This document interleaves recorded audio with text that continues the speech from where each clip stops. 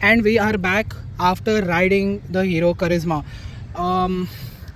What you see here is the bike in real life conditions, in real light, and as you can see, this is a very sharp looking motorcycle. The reason why I'm continuing is because I've already shown you the motorcycle from the launch, and this is going to be a brief review on the exterior and the feature list, because we've covered everything else in the launch video. This video is going to be mostly about riding as well, but I'll still show you the bike around. And as you can see, this is a very sharp looking motorcycle. The floating panel fairing you're getting here looks really nice. There's a lot of badging on the motorcycle: Hero, ABS, the new Hero logo in the crankcase, DOHC, slip assist clutch called the SAC. You've got a 210 badge here as well. The Karizma logo is back, of course, and you've got the new Hero logo at the front as well. It's not seen on the tank though. This red color obviously looks nice, but I've shown you the yellow color from the launch, and that is obviously the highlight because that is the color that the Karizma has always been known for. A very small fuel tank, 11 liters only. That is the split seat layout. You get this very nice racy vents here. From the back, you can see these H-shape tail lamps are on offer, and you get an H-shape headlamp here as well. So this is the new signature trait that you're getting with most Hero products nowadays, and I think it's a good thing. It's a signature look and always gels well with products. So that's a good addition. And I showcased you earlier how the visor works. You have to press this button here and pull the screen up and down. And let me just show you that. And there it goes inside. So minimum effort required to do so. This button function is actually very clever, works really well. Slightly bigger harder push, not a huge push, and it gets the job done. So that's really nice. It's got car like features such as these automatic headlamps that are on offer, and the projector LED light setup we are unable to test right now because we've been only riding in the day. We've only driven it for a day as well, almost 100 kilometers in, and what we can tell you is that that is the instrument cluster also in real life. Let me just show you how it looks like in real life conditions. And this is the mode and set button. So this is not sport or anything else, because it should have been here somewhere. Usually it is in all motorcycles. Here it's on the switch gear, and I think it looks nice. It looks very racy. It looks like a race bike. So this is for set. You reset the trip, and with mode you can go through all the features. You've got fuel efficiency parameters, service due, battery voltage, date, day and time, along with year. The appearance is for the day and night, which is automatic on this bike. And yeah, so this is what the instrument cluster has to offer. It has all the telltale lights. Let me just start and show you what is on offer. You've already seen this video. Hero had sent a very nice invitation which was of the instrument cluster. You can confirm that right now. And you've got an USB port as well, very well integrated into this. It's a plastic piece which seamlessly gels with the clip-on. Great addition, really well done as well. The quality is great for a motorcycle of this price. The finish of course could have been better. The wires can be taped well here and here and in other areas as well. And the welds around the chassis and the paint finish could have been better in certain areas, but the overall look of the motorcycle is quite good. Like I said, the build quality, the finish, the paint, it all looks really nice, and that's the reason why it grabs a lot of attention on the road. On day one after the launch, a lot of people were curious, already knew what this motorcycle is, and they really liked what they saw. So clearly grabs a lot of attention.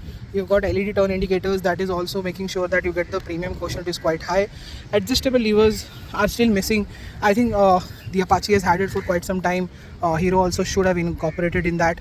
And with the instrument cluster you get Hero's connectivity, Bluetooth and turn-by-turn navigation. So that is a big move in this segment. Of course the Pulsar doesn't have all of that, but everyone else does, so of their in their own way, and Hero also has it, so that's a good sign. So the features list is quite high. It could have been higher. The build quality is good, could have been better. The finish also again is good, but could have been better. But overall the way the bike looks, the way the panels have been put together, the way the design comes out is really nice. It looks a very good international motorcycle at first glance, and that is what is the mass appeal of the new Karizma XMR. Back in the day, it was ahead of its time. It was very classic, very elegant. This time it's very sporty and almost in your face, but still maintaining sort of those clean lines. And but there are a lot of lines here, so that's the reason why it looks very sporty. And that is what today's demands are, and that from the customers, from you, and that is what Hero has delivered here. And I think that's a job well done by Hero. There are some room for improvements, and I'm sure Hero, like always, will work on it and make it better in the future, but nothing of a deal breaker. And let's jump to the important part, which is the riding part.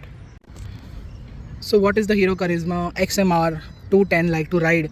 Well, this is an engine that puts out 25.5 bhp of power and 20 newton meters of torque from a DOHC liquid cooled engine.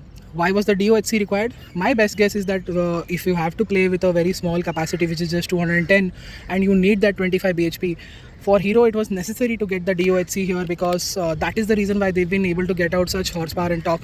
But because of that, the horsepower and torque is at slightly higher RPM, and despite that, you've got good low and torque as well. It's not great like the older Karizma or the older or other bikes in the segment, but it's there because it's got a very low curb weight of 163 kg, and the gearing is actually well sorted out, because the gearing is on the taller side. And what that means is you get good low end, very good mid-range, and very good top end as well. This bike could do 110 all day long without any problems.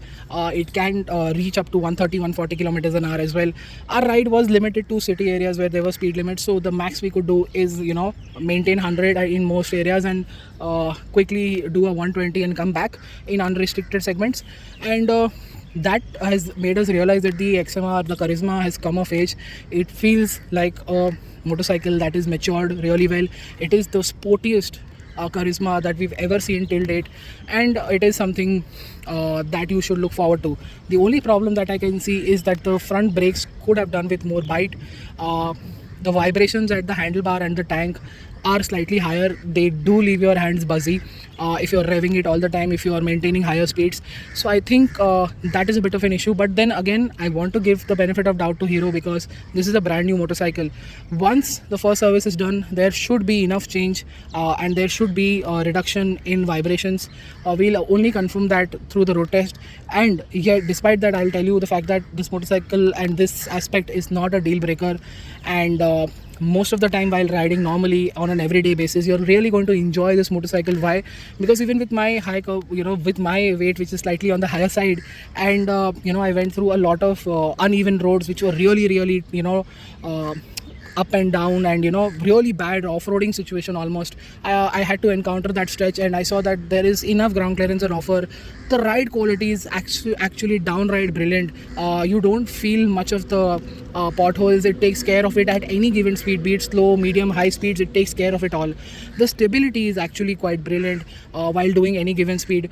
So the stability is there, the ride quality is good, it is very mature. The front and rear suspension behaves really nicely, and the tires are also quite good. We could have found some great corners, and the motorcycle tires inspired a lot of confidence. The front end turns it quite well. It is agile in the corners, it is stable in the corners, it is nimble in the city, it is very easy to ride. The riding position is very much like the TVS Apache RR310, so it's a super sport ergonomics, and where it gives you very good comfort, at the same time a very sporty riding position that makes you feel that you're riding a sporty motorcycle.